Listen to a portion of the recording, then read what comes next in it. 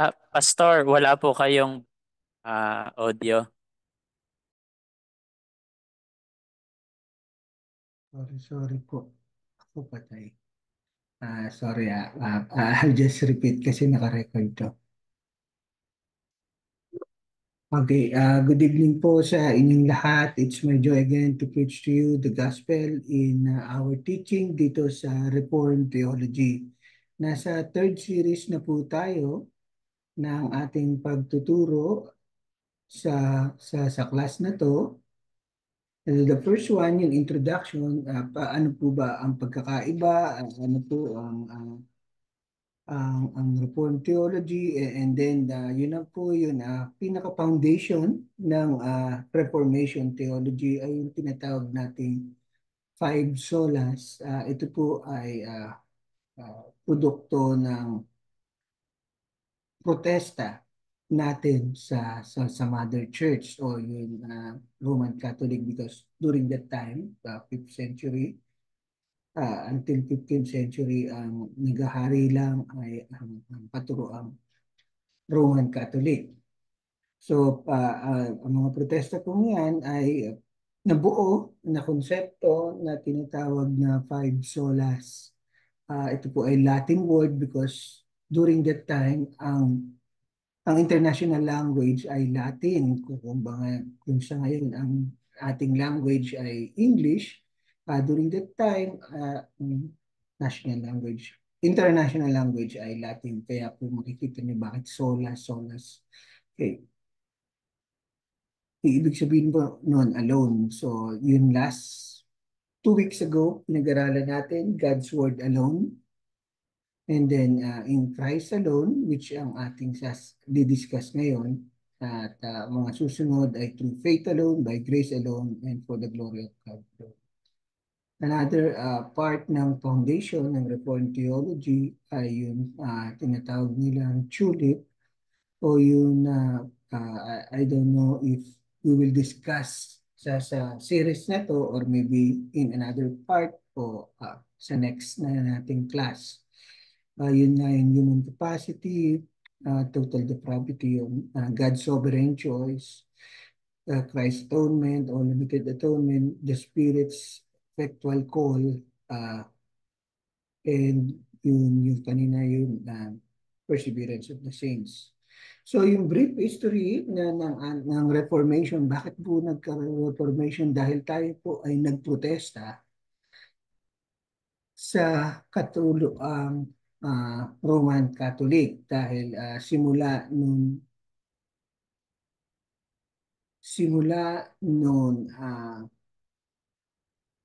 ang Kristyanismo ay na-overruled ng so-called Christian na Roman Catholic. Nag-inject na po sila ng kanilang katuruan na hindi biblical. And for the last 10 years, 10 centuries, 10 centuries, nasira po ang katuruang Kristyanismo at dumating ang time ng 15th century at na doon na isa-isa nang lumabas ang Reformation, ibig sabihin pagpuprotesta. Until such a point na itong si Martin Luther na isang monk, isa po siyang priest, siya po ay may access sa Bible at sa kanyang pagbabasa, nakita niya na parang mali naman ang mga tinuturo dahil hindi naman ayon sa Biblia. So, naglakas loob siya na magsalita at magprotesta until such a time, kagaya nitong nasa picture na to, sinilista niya yung 95 thesis o yung kanyang mga protest. At ito po ay nag-spark sa buong Europe ng Reformation at siyang naging daan ng paghihiwalay ng iba-ibang group sa sa sa Europe, at buong Europe po ay nagkaroon ng Reformation. Kaya yung mga Protestants, until umabot sa England, until umabot sa US, and ito na po tayo sa present ngayon. Ngunit Tayo po ay mga Protestant na sumusunod sa Bible that time. Ngunit noong last pagpasok ng 21st century o 1900s until now, na-distort na ang mga katuruan. So that's why kagaya ng diniscuss na free lesson ni Pastor kamakailan lang, ito po ay product ng deformation ng ating theology. So, bakit God's Word alone? Review lang to.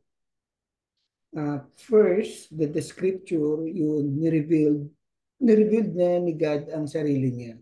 Even wala pang Bible sa creation. So, lahat ng ating nakikita, ito ay pagpapatunay na may Diyos. At hindi lang po yan, nag-install pa sa ating puso, sa ating isipan, na built-in na makilala natin ang Diyos sa ating utak.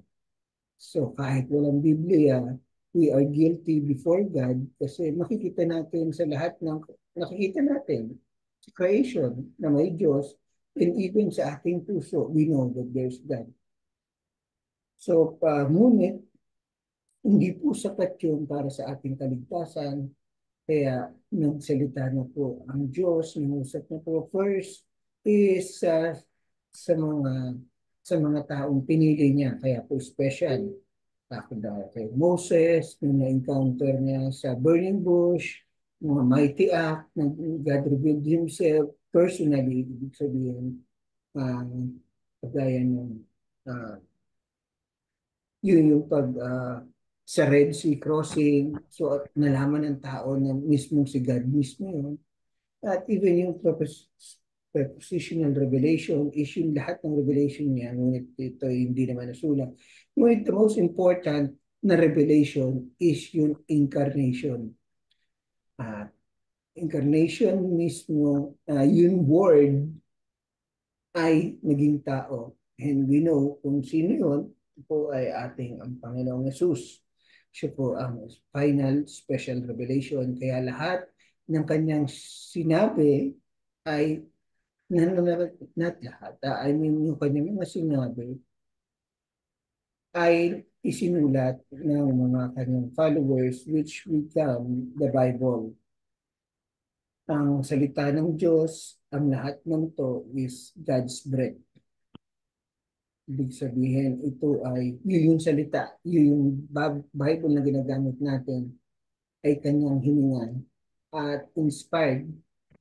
At ang mga sumulat naman nito, in both ways, is inspired by God at the same time, in-inspired niya yung mga nagsusulat. Kaya ang Biblia is verbal plenary. Ibig sabihin ay each word na written sa Bible ay salita ng Diyos. Lahat. No exception. But yung unang kasulatan na, ngunit ang ating, yun yung mismong sinulat ng mga propeta, ng mga apostles. Ngunit yung ating Bible translation, we can say it's 98 to 99% accurate. At sasabihin natin, how about yung 100% accuracy nito? Well, if you use other translation, then you will get the whole idea. At ang Bible po ay may 6,000 plus ancient biblical manuscript to prove na ito ay talagang sinulat noon pa.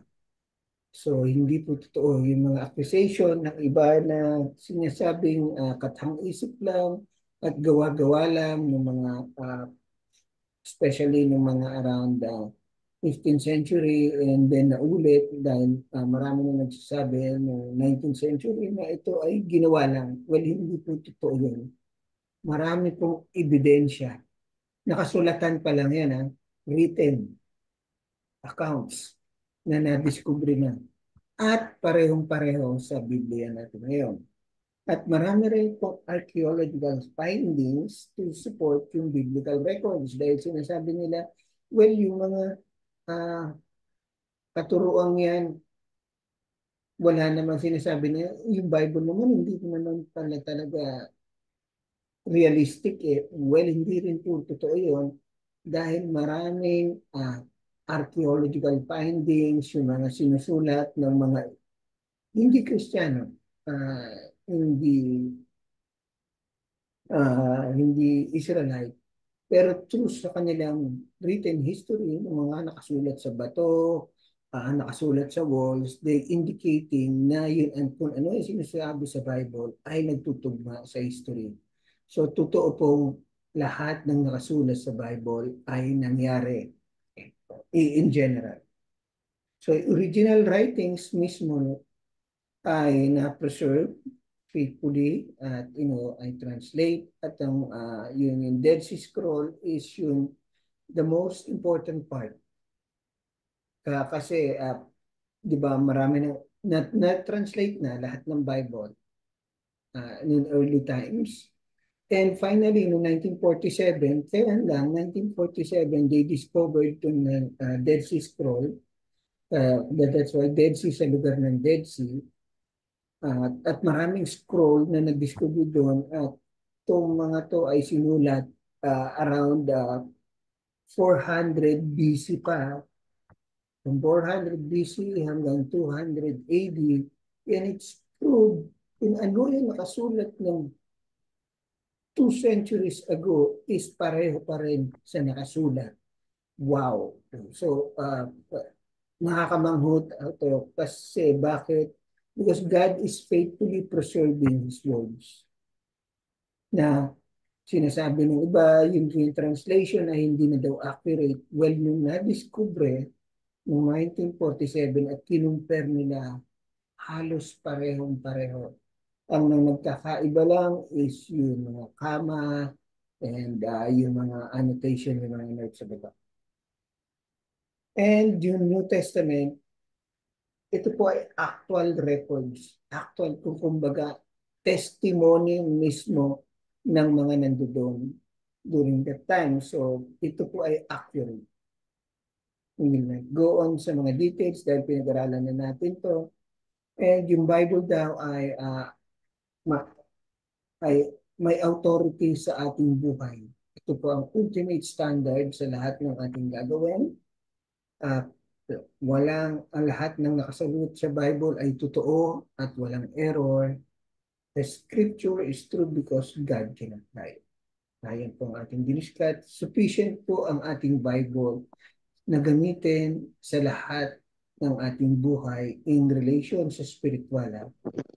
And ito po ay clear na sinasabi na kahit mangmang, ibig sabihin yun, yung ginamit sa Psalms na kahit uneducated, kahit yun yung walang sapat na pag-iisip, kayang maintindihan ang Bible, which is particular yung presentation ng gospel.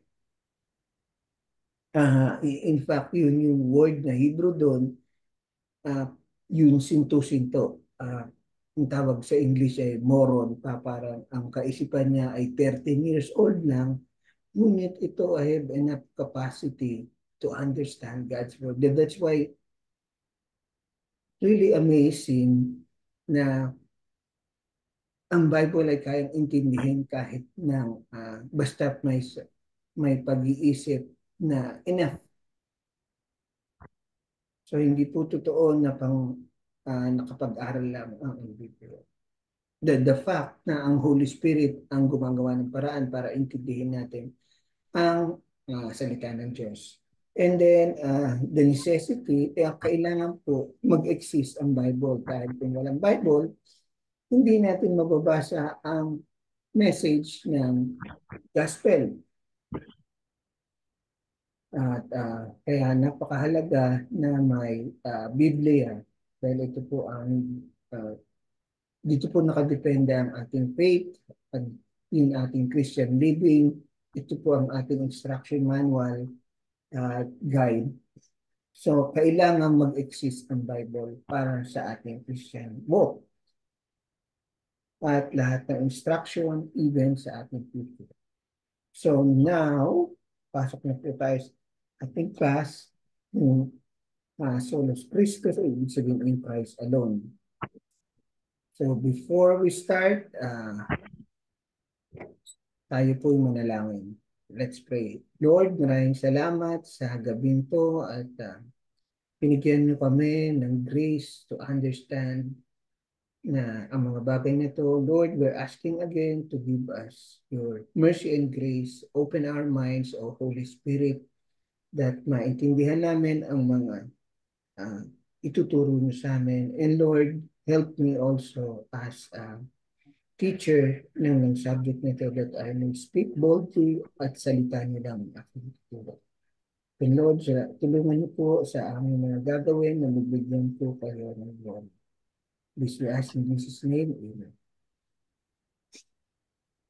So, Solos Christos.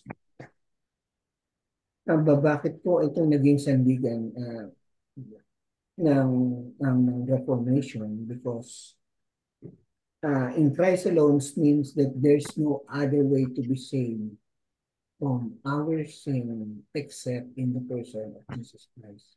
Si Jesus Christ lang po ang ating Diyos. Sa Kanya lang po ang kaligtasan. And we will go on that in details in a few minutes. Itong principle nito ay na-develop dahil in protest sa Roman Catholic teaching dahil during for many centuries yun lang po ang nag-aaring katuruan until we protest, mga Protestants ang tawag sa atin during that time o yung mga taong naniniwala lang sa Biblia. Kasi po during that time meron po silang tinuturo na tayo rin ay maliligtas by doing good works. Gawa ng kabutihan, hindi po totoo yun. Wala pong kaligtasan sa paggawa ng kabutihan. Ito. At yung sinasabi natin kabutihan, bilang Kristiyano ngayon, ito po ay fruits lang at hindi po daan sa kaligtasan. At ang mga extreme na tinuturo, maliligtas din tayo pag tawag tayo ng Mama Mary, sa mga santo, hindi rin po totoo yun. Wala po sa Bible na gano'n. In Jesus alone ang kaligtasan. At ang extreme na masamang tinuro ng Roman Catholic, that's why we protest yung indulgences. O yun may pagbabayad. Magbabayad ka, ipagtitirig ka ng kandila, pero magbabayad ka sa simbahan. At maliligtas ka. At even yung mga patay mo ng relatives, kung may pera ka, pwede mo bayaran at maliligtas din dahil sila. So, obviously, na isang kalokohan. And then, that's why yung very foundation of Christianity in Christ alone. Dahil kapag inalis mo yung, yung kaligtasan in Christ alone, then masisira. That's why nga tayo tinawag na Christian. Kasi we are follower of Christ. Kaya in Christ alone. And so marami pong nag-exist na mga religious so-called organization na talamak na ginagamit pa nila ang pangalan ng Kristo, then Iglesia ni Cristo. Pero hindi naman po talaga sila follower ni Jesus Christ. Si Jesus ay isang propeta o maliit na tao lang. At marami pong kulto ngayon na ginagamit ang word na Christianity. Ngunit hindi po sila tunay naman nanampalataya ni Kristo Jesus. So sabi dito, not aligning ourselves with this understanding will lead us to wrong understanding of the scripture and will also lead us to wrong application of life. So yung theology, yung pagkaintindi natin, kapag hindi po naka-base sa in Christ alone, masisira po yung interpretation natin sa whole Bible. So po, the whole Bible is about Jesus Christ. Jesus Christ mismo nagsabi, remember sa Luke 24, nung kausap niya yung dalawang disciples na sinasabi niya, lahat ng nakasulat sa Bible is patungkol sa atin, sa akin, kay Kristo Jesus. So, alam ko may mga iba-ibang storya doon, ngunit especially sa Old Testament, but if you will dig in really, you will see yung footprints na ito ay patungkol kay Jesus Christ. Okay? So, at kapag hindi po natin iintindi ang Bible in a point of view or using our glass of understanding in scripture will lead us to wrong application in life. That's why po maraming mga religion na also kulto kasi hindi nila in-accept yung understanding na very important. Ang susi po sa pag-understand ng Bible ay si Jesus Christ. Kapag hindi mo ginamit yung susi yun, in-interpret mo in your own way, then masisira po ang iyong pagkaintindi, even yung application, yung usual life. Kaya po in Christ alone, kaya napakahalaga ng word na in Christ alone. And even the Bible says, nagpapatunay sa Acts chapter 4 verse 12, nung sinulat ang Acts ni Luke, ang sabi niya sa chapter 4 verse 12, and there is salvation in no one else, for there is no other name under heaven given among men by which we must save. So kay Jesus lang po ang kaligtasan. Also, sabi ni Apostle Paul sa 1 Timothy chapter 2 verse 5, for there is one God and there is one mediator between God and men, the man Christ Jesus. So maliwanag ko yan. At si Jesus mismo, God the Son, confirm kung sino siya. At sinulat po ito, ni-record po ito ni Apostle John sa kanyang Gospel book sa chapter 14 verse 6, as he said, Jesus said, I am the way, the truth, and the life. No one comes to the Father except through me.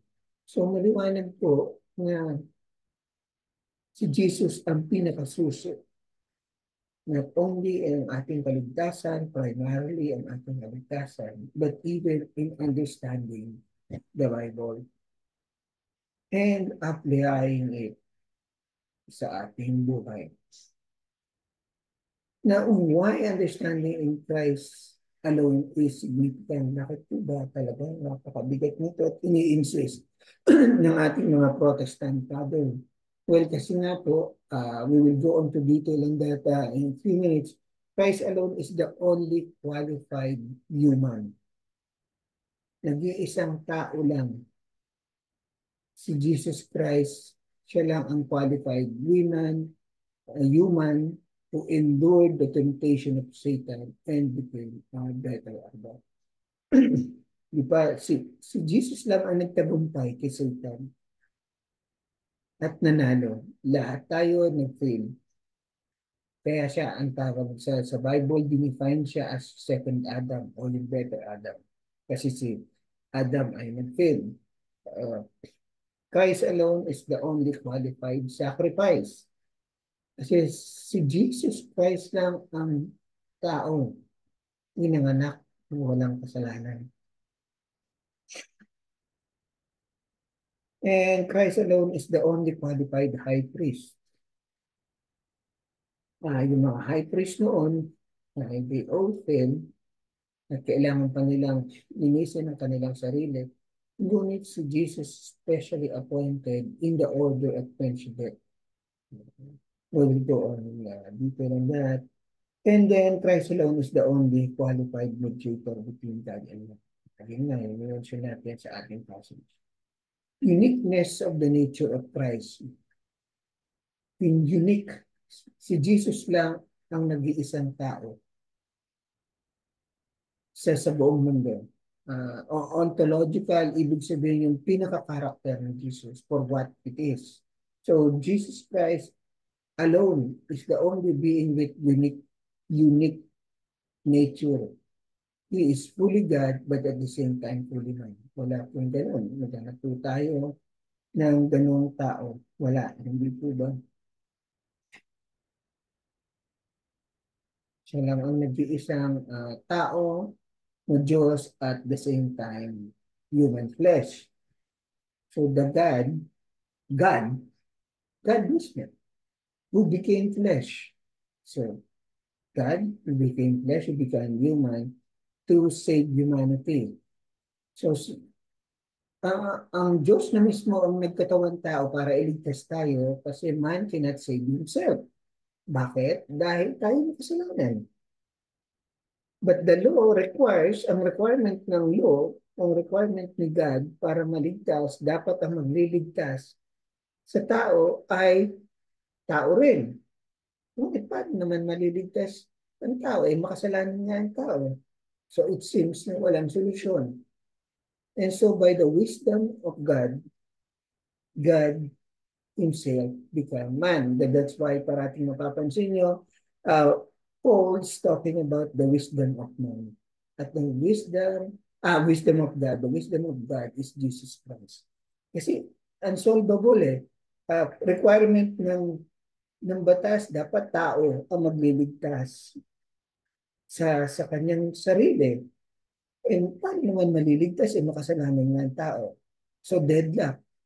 At the same time, dapat Diyos ang magpapatawad sa tao. Eh, paano naman magagawa? Noon, eh, wala namang ganon. Well, meron. At ang key is Jesus Christ. Fully human, fully God, and therefore, the only qualified Savior. Galing, di ba? Sino nakaisip nun? Wala. That's why they call it, Apostle Paul used to uh, love the word wisdom of God. So the following biblical proof is the man Jesus is also fully God. So we will go on to details. Bakit sinasabi natin fully God? So ito po yung deity of Christ sa Christology. So we will go a portion of it just to prove na in Christ alone, yung ating pagligtas is fully God. Totoong Diyos. 100%. So the word kairos, you use in the Bible alone. That's why yung isang foundation ng Reformation is Bible alone. Hindi po tradition, hindi po yung mga kasabihan, ngunit Bible lang. Dahil Bible lang po talaga ang guide natin. So the word kairos, ito yung Greek word. Well, the word kairos is used by the Septuagint. Yung Septuagint po ay ito yung Bible during New Testament time. Pagpasok ng New Testament, ito yung Greek translation ng Old Testament which is commonly used in the time of Jesus. So, ito po yung ginagamit ng Bible ni Jesus. Well, bakit kailangan i-translate sa Greek? Dahil that time, under Roman rule na ang buong mundo. So ang international language ay naging Latin, but ang ginagamit that time is Greek. Ito baga English na ngayon. So yung Hebrew Bible nila, translate nila sa Greek. Yung translate nila sa Greek, yung salitang Yahweh, hindi yung pinag-aralan natin na kung ano-anong iniisip ng iba, hindi na natin babanggit yung pangalan, or frequently translated as the word Lord or Jehovah. Nung translate po to, nung translate in Greek, the usual na translation is Kairos, Christ in English. At ano ang tawag kay Jesus? Example proof is sa Luke chapter 2 verse 11, for to you is born this day the city of David a Savior who is Christ the Lord, and he is referring to Jesus. So ang tawag kay Jesus is Christ the Lord, the double definition. So ang papatunay na si Jesus ay si Lord, Christos. And so when John the Baptist is the one Christ in the wilderness, tandaan nyo, yung si John the Baptist, he says, prepare the way of the Lord and make his path. So in reference po sa Isaiah chapter 40 verse 3, which speak about the Lord God himself coming among his people. So si Isaiah sabi, babalik ang Diyos. Abang na babalik. Ang Diyos ay dadating sa lupa at sinasabi maghanda ang sanlibutan, ang katauhan. At nung nga, in-repeat ito ni John the Baptist when he saw Jesus Christ. So he's really referring to Kairos, prepare the way of the Lord. So sino si Jesus Christ the Lord? So even in Revelation chapter 19, verse 16, where we see Christ returning as conquering king, so in this description sa kanya ni Job, ni John, sorry, uh, nung nakita niya ang future, nung pababa na si Jesus sa langit, at sabi niya, on his robe and on his thigh, he has named King of Kings and Lord of Lords. So, si Jesus is the Lord of God. Another truth, yung the word theos used in Christ. So, although the word theos meaning God, it's usually reserved for God the Father in the New Testament. Ngunit, but there are several passages where it's also used to refer to Jesus Christ. Passage where the word theos is used is directly referred to Jesus Christ. So, ito lang yung mga examples. So, John 1, and God became man, and he was in the beginning, and the Word was God. So maliwanag po yun sa Romans chapter 9, verse 5, Titus chapter 2, verse 13, Hebrews 1:8, and 2 Peter 1:1. So halos po sa lahat ng introduction, dinidefine Jesus as God. So we just aware lang po na kada simula ng letters, especially sa mga letters sa New Testament, nag-define na si Jesus as God. Okay? And even prophecy kay Jesus, na in the Old Testament, the name God applies to Christ. Wonderful Counselor, Mighty God, at yun po ang tawag sa kanya sa New Testament. So maliwanag po na si Jesus is not only Lord, but mismo God. Okay? So, hindi po siya yung God the Father dun. So, God the Son. Na now, of course, we need to understand it in a point of view ng Trinity in second person, which is God the Son. So, John chapter 8, verse 58, truly, truly, I say unto you, before Abraham, I am. Now, ito po ang aking word na naging game changer sa aking buhay. Well, when Jesus talking, na nagkukwento siya sa mga Pharisees and leaders ng Israel, at sabi niya, yung nakikita niyo ngayon, kung nakita lang ito ni Moses, ni Abraham, ng mga prophets, tuwang-tuwa sana sila. O kumbaga sinasabi ni Jesus, kung nakita lang ng mga nila Moses, Abraham at lahat ng mga men of God in the Old Testament, kung nakita nila ako ngayon, dapat tuwan-tuwa sila. Tapos sabi ng isa, ng Pharisee, wala ka pang 50 years old, sasabihin mo, nakita mo na si Abraham. And then ito ang sagot niyo ng ating Panginoong Jesus, truly, truly I say to you, before Abraham was I am.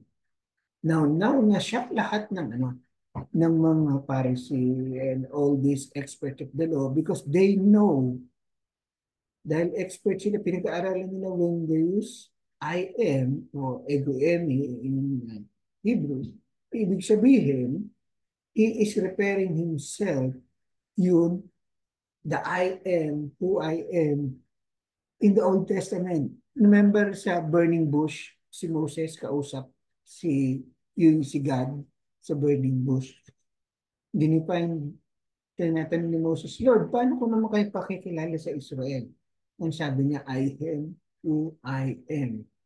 At now, ginamit ni Jesus, describe niya ang kanyang sarili, before Abraham was I am.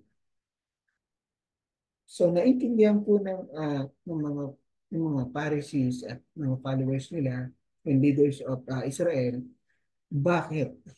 Dahil after nung sinabi yun, kumuha ng mga bato. Try to read John chapter 8. Kumuha ng bato at pupukulin si Jesus Christ. Blasphemy yun. Kasi parang sinabi ni Jesus Christ, ako yun Diyos na nagsalita, nakausap ni Moses sa burning bush. So, ganun yun. Now, the other word, especially si John, sa Apostle John, sa Gospel of John, parating niyang ni-report, sinulat, I am the bread of life, I am the light of the world, I am the door of the sheep, I am the good shepherd, I am the resurrection and the life, I am the way, the truth, and the life, I am the true vine. Now, if you will study it, yun mga I ams na to, bread of life, light of the world, lahat to ay mga prophecy ni Isaiah, sa Ezekiel, uh, lahat ng prophets, dinidescribe nila uh, na si God ay babalik at describing na siya ay ang kagaya bread of life. Sa Proverbs yun. I am light of the world.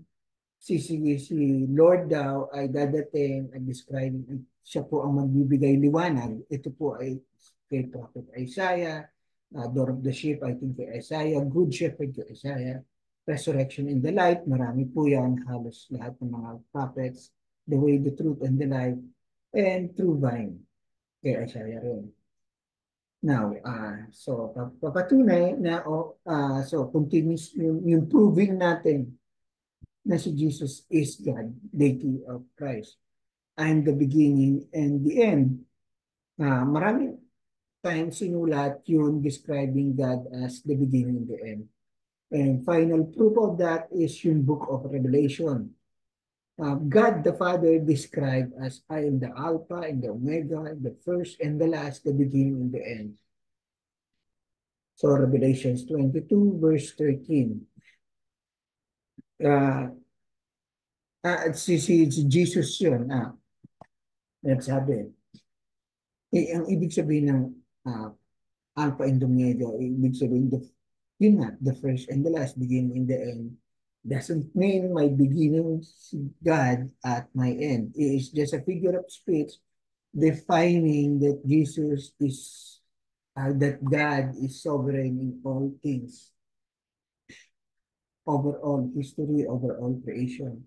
Ngunit, sa opening ng book ng Bible, ng writing ni John, dinescribe niyo muna si God the Father. And it says, si God the Father nag-speak that time, I am the Alpha and the Omega. And yung closing ng book ng Revelation, si Jesus saying, I am Alpha and the Omega.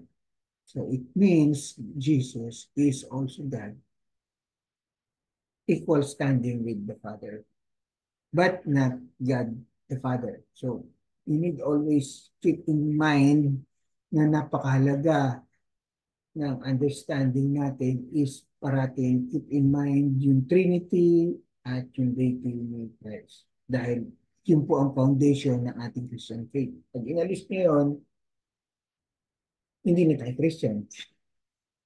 Right?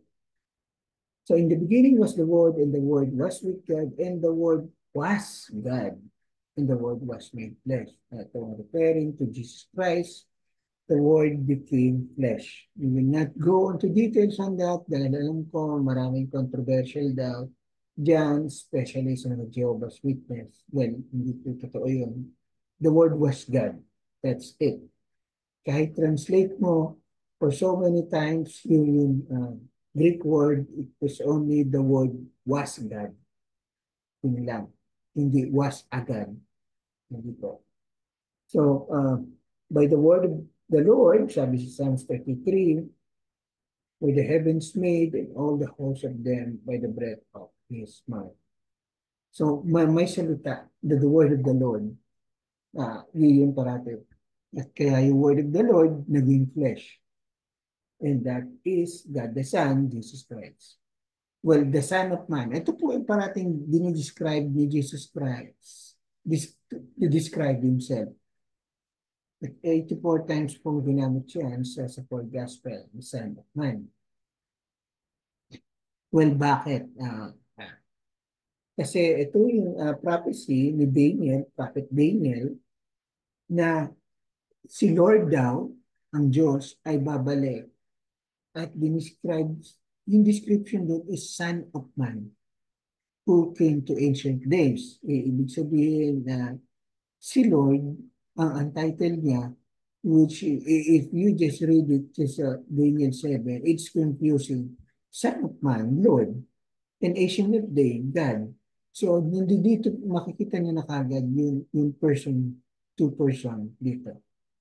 That's why when Jesus describes himself, he's describing as the Son of Man. So, dapat sana yung mga Pharisees, yung mga expert of the law, nakausap ni Jesus, yung mga Hebrew, when he describe himself Son of Man, bakit yung tinatawag Son of Man ikaw? Ikaw ba yung dadating sa prophecy ni Daniel? Well, totoo po yun. Bakit hindi nila naintindihan? Well, their minds are in darkness. And so sabi ni Jesus mismo sa Matthew chapter 26 verse 64, ni-record ni Matthew na sinabi ni Jesus, hereafter you will see the Son of Man seated at the right hand coming in the clouds of heaven. So yun yung description niya. Uh, siya daw, si Jesus, ay babalik coming in the clouds, which is exactly yung prophetic saying ni Prophet Daniel, at the right hand of God. It means it's a figure of speech, right hand of God with power of God and seated beside him. Now, Jesus' exact duplicate, parang ko malaking issue to, reflects the glory of God and bears the very stamp, the nature of holding the universe of His Lord. So si Jesus Christ, siya yung very reflection ni God. Hindi na yun, very stamp of His nature.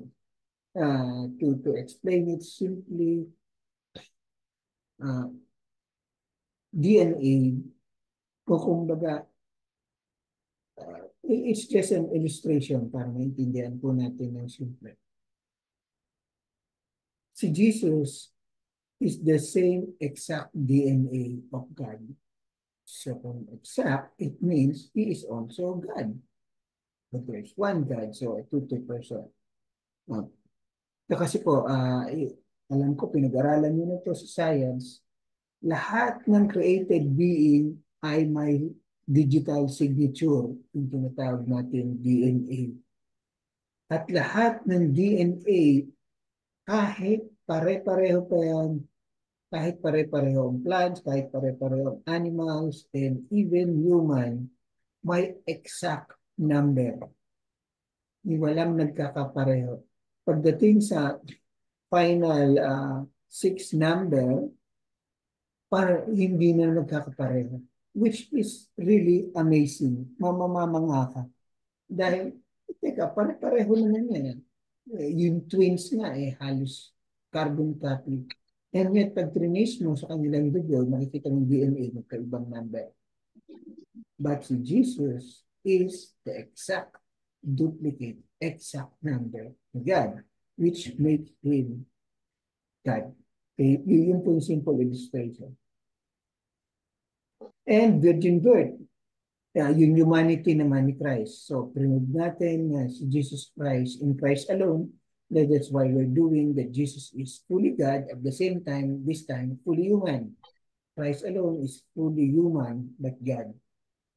Kaya dati, sinabi natin, God, Jesus is fully God. Now, patunay na Jesus is fully human, virgin birth. Si Jesus Christ lang ang virgin birth. Sabi na ng angel kay Joseph, Joseph, son of David, do not fear to take care of your wife, for that which is conceived of her is Holy Spirit. So bakit napakahalaga ng virgin birth? Alam ko maraming topic. Lahat ng sinasabi ko, there's a huge topic on it, but we will just pass by. Ang intention natin is to prove that Jesus fully God at fully human. That's why in Christ alone, yun ang objective natin. Virgin birth is to remind humanity that salvation is by grace. So, hindi po galing sa tao, galing sa Diyos. Kaya po, grace lang talaga. So, virgin birth unites the full deity and full humanity in one person. Because Christ can be fully human but without inherited sin. Kasi nga, uh, conceived by the Holy Spirit, anak ng Holy Spirit, anak ni God, and therefore without sin. At the same time, fully human. Therefore, the child to be born will be called Holy Son of God. So, yun po yung description ng angel sa kanya. Holy, ibig sabihin, without sin, Son of God. Sinlessness of Christ, walang kasalanan si Jesus Christ. That's why unique siya at qualified siya magligtas sa atin at qualified siya maging high priest, qualified siya maging representative natin dahil siya lang ang taong walang kasalanan.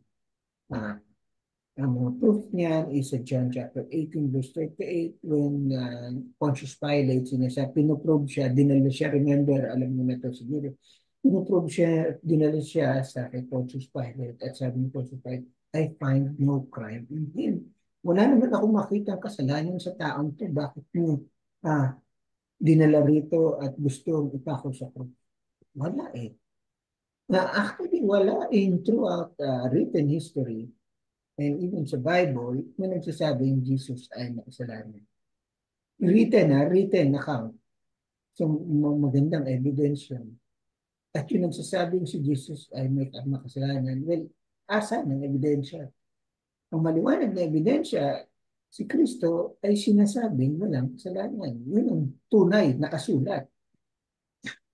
Ayan, no? Sa ating Bible. Yung Bible hindi po katang-isip yun. Ito ay mga sinulat ng witness mismo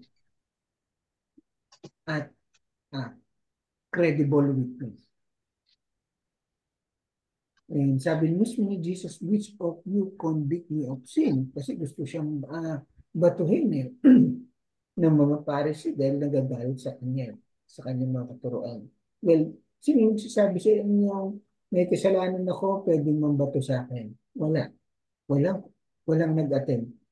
Dahil wala nang talagang makita silang ebidensya. Ano ang kasalanan ni Jesus? Nabubuisit lang tayo sa kanyang katuruan kasi totoo at nasasaktan tayo. Pero asan siya mali? Okay? Wala. So, bakit pinako si Jesus sa krus? Dahil lahat uh, tawag doon, orchestrated lang. Yung accusation sa kanya hindi totoo. Kaya sabi niya na ng mga witness is uh, wala ang makita ng kasalanan sa kanya. Okay? Uh, Sabi sa Hebrews, one who in every respect has been tempted as we are yet without sin. Hindi lang siya, si Jesus is without sin dahil pinanganak siya. Jesus walked on earth at hindi siya nakasalanan. And tayo nang naturo kanina, siya lang ang taong tinempt ni Satan na hindi nagkasala. That's why he is the only qualified Savior. Kaya in Christ alone. So Jesus obeyed God without using His divine nature. So nabuhay si Jesus sa mundo as human and yet hindi nagkasala. That's why when we become Christian, pwede na natin gawin yun. Kasi nasa atin si Kristo, adding to that, may bonus pa, may Holy Spirit. So, pwede tayong mabuhay na bilang Kristiyano na hindi nagkakasala. Of course, we will need to fall, pero may nakagawa kasing tao, yun ang agenda din. May nakagawa kasing tao, which is Jesus. And to prove na si Jesus ay tao rin, is fully human is dahil yung karakter ng tao ay nasa kanya.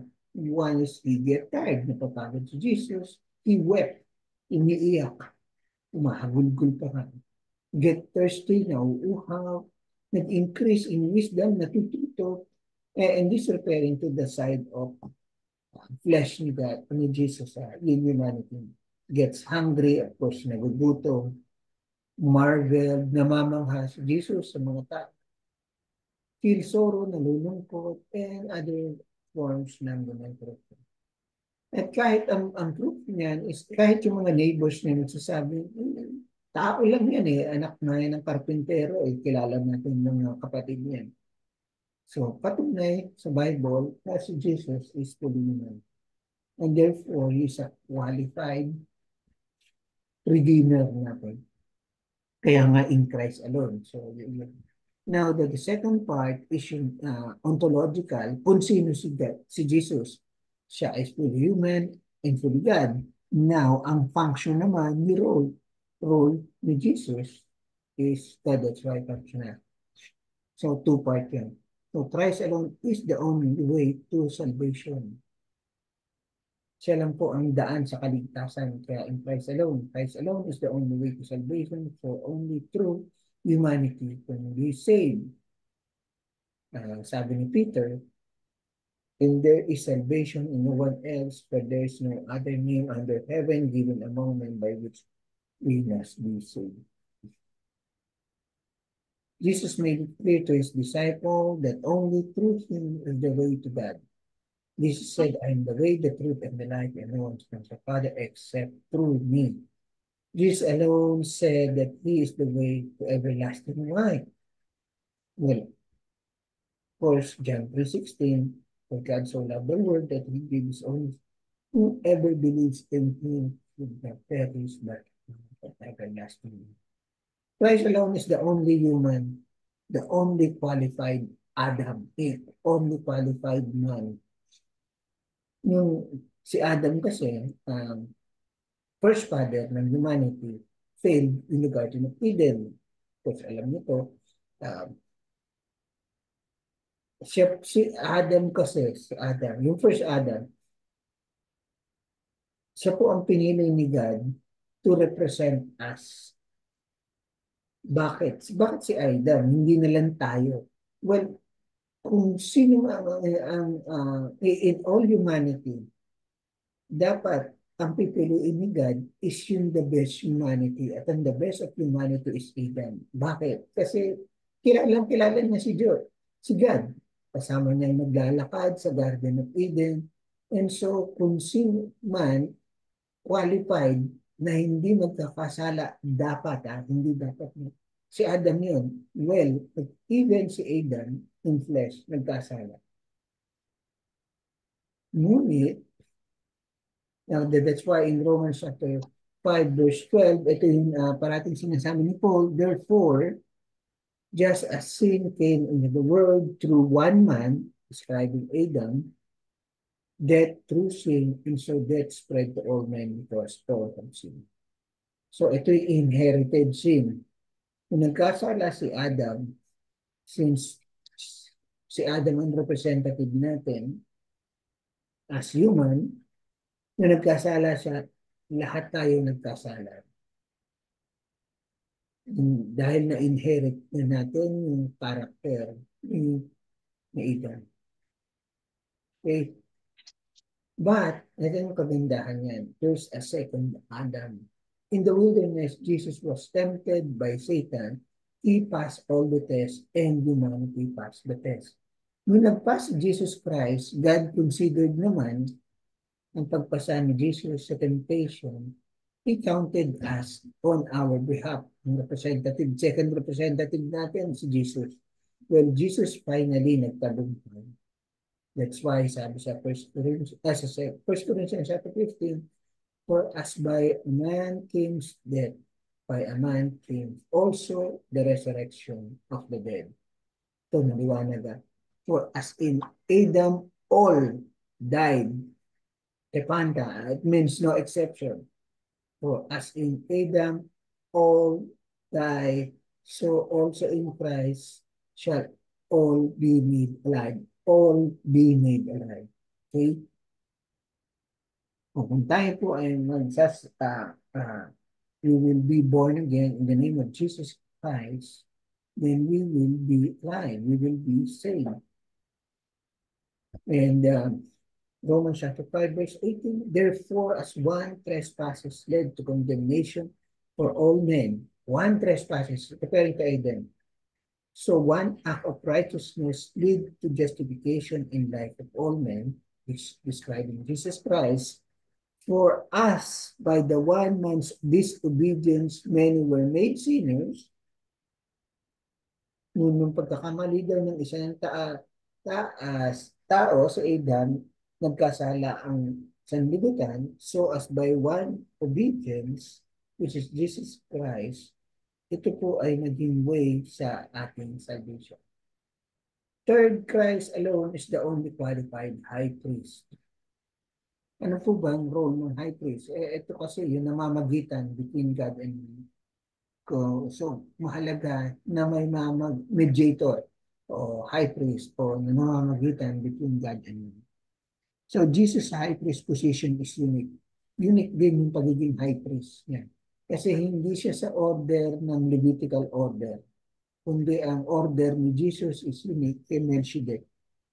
Si Melchizedek, if you read that one, even in Genesis, ang order niya ay may priest din reserved si God na order ni Melchizedek. At yun ang description kay Jesus Christ. In Levitical priest order is somewhat flawed, for the high priest needs to offer sacrifice every year. Na kasi yun, yung mga priest noon, every time they offer sacrifice para sa may kasalanan, nag-offer din yung high priest para sa kanyang kasalanan. Therefore, makasalanan siya. Ngunit si Jesus ay walang kasalanan. Kaya siya ang the only qualified high priest talaga. So even the offering the animals cannot remove sin, but only covers it. So lahat po ng mga practice noon, paulit-ulit, hindi po talaga nire-remove yun ang kasalanan. Ngunit tinatakpan lang. For it is impossible for the blood of bulls and goats to take away sins. So anong ginagawa ng sacrifice? The purpose, that one, is just to appease God. Para ma-comfort si God. At hindi tayo tingnan ang mga makasalanan noon. But ma-comfort lang. Pero alam ni God na makasalanan pa rin yung tao. Nagbayad lang ng mga animal sacrifice. But the point there is darating ang time na there will be an ultimate sacrifice na aalisin na ni God totally forgive ang sin. So the law of Moses must be superseded that it will be effective in serving the people. So sabi dito sa Hebrews 4:7, Hebrews chapter 7:4, for on the one hand, a former commandment, the law of Moses, is set aside because it's weakness and uselessness. Okay, for the law, know nothing perfect. So, sarap sana ng discussion, but we will just prove na si Jesus is the ultimate high priest natin. For this reason, this makes Jesus the guarantor of a better covenant. So that is why new covenant. And so when Jesus made an offering as high priest, God was finally pleased. Well, for the first time, for by a single offering, he has perfected for all times those who are being sanctified. Well, one time lang nag-offer si Jesus. At ang offering niya, kanyang sarili. Siya yung high priest natin, nating lahat. One time lang. At nung siya ang nag-offer, na perfected na yung offering at lahat. Ibig sabihin, yung in-offer ng mga Old Testaments sacrifice I count righteous because of Jesus Christ. Kaya napakahalaga na in Christ alone.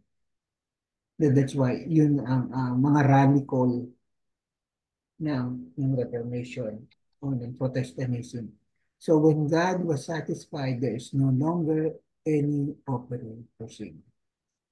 Tapos na, hindi mo na kailangan magpakahirap dahil kahit anong offer mo, hindi mo counted yan. But there is best offering, which is Jesus Christ.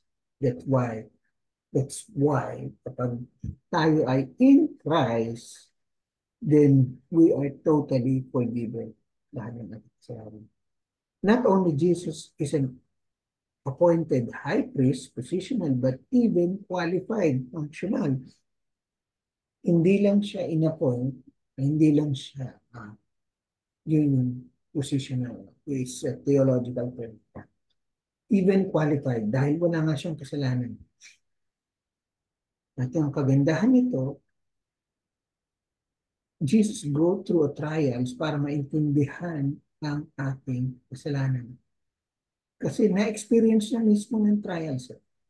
Kaya sabi sa Hebrews chapter 2, verse 7, therefore he had to be made like his brothers in every respect, so that he might become a merciful and faithful high priest in the service of God to make propitiation for the sins of the people.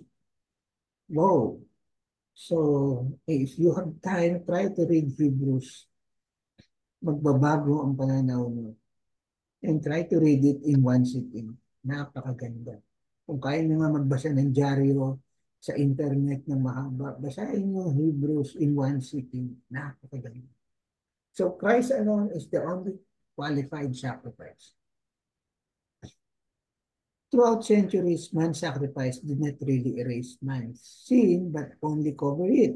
Na-discuss natin, the Levitical law of purification cannot perfect the conscience of worshiper, meaning yung guilt of sin still there.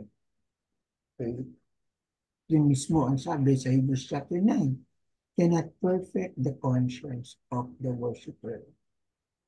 So Christ alone is the only qualified sacrifice because he was born without sin. Therefore, a child reborn we call the holy.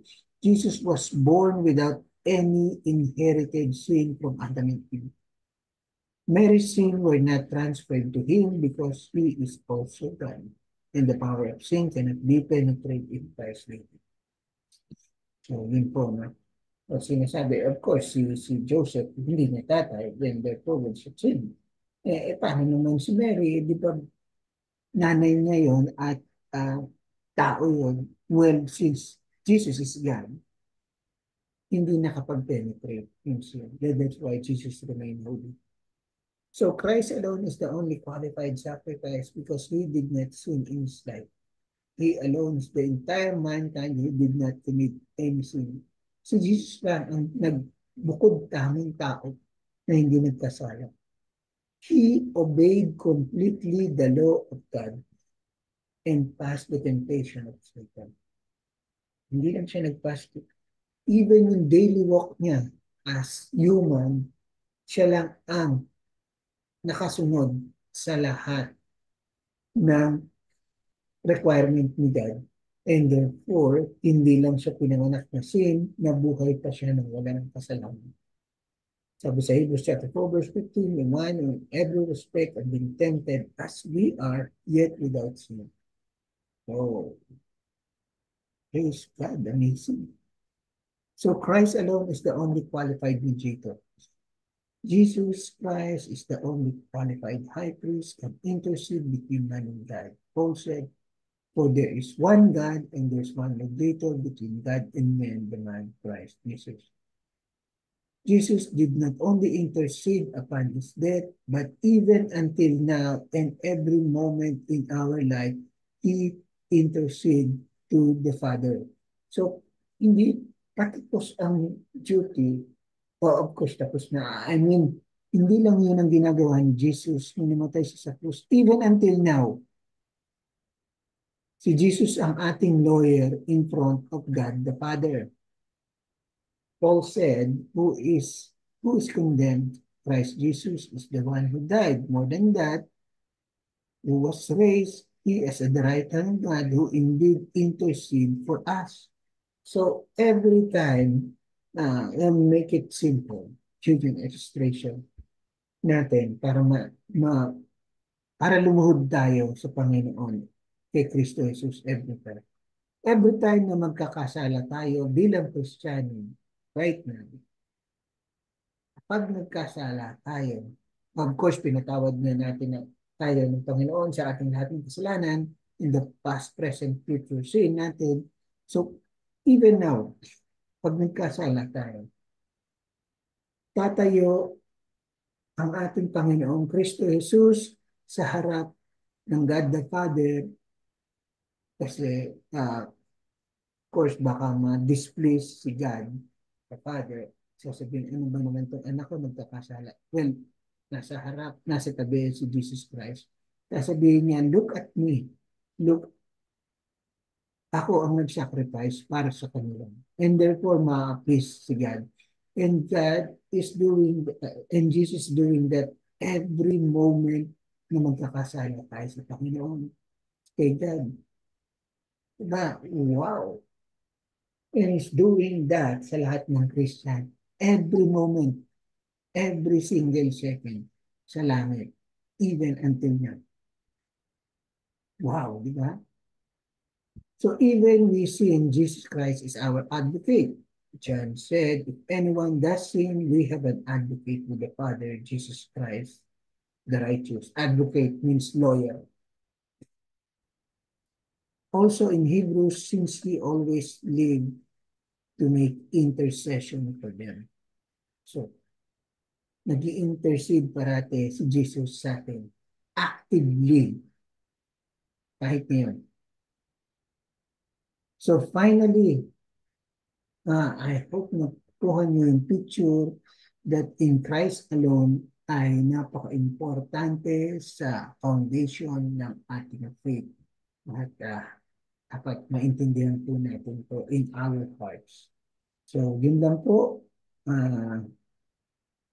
I hope na bigyan natin ng papuri ang Panginoon. Tayo po na pasalamat sa in-impart sa ating wisdom, knowledge, through this word sa Bible. Let's pray. Lord, maraming salamat sa kabutihan yung ibinigay sa amin. Pinupuri po namin kayo na even there's no hope in us, you died for us and giving your own son become man to intercede for us and to pay for our sins. Oh Lord, how much more we can thank you, Lord, sa kabutihan ginawa niyo. Lord, tulungan niyo po na kami ay maging faithful sa inyong salita lang, only through the scriptures, that only in Christ is our salvation, our life, and our future. Give you glory to the name of your Son, Christ Jesus. Amen. Okay, so dun po nagtatapos ang ating class. So tayo po ay dadako na sa question and answer. So meron po bang katanungan? Pwede na po tayo magtanong at tutulungan po tayo ni Pastor Roderick sa pagsagot.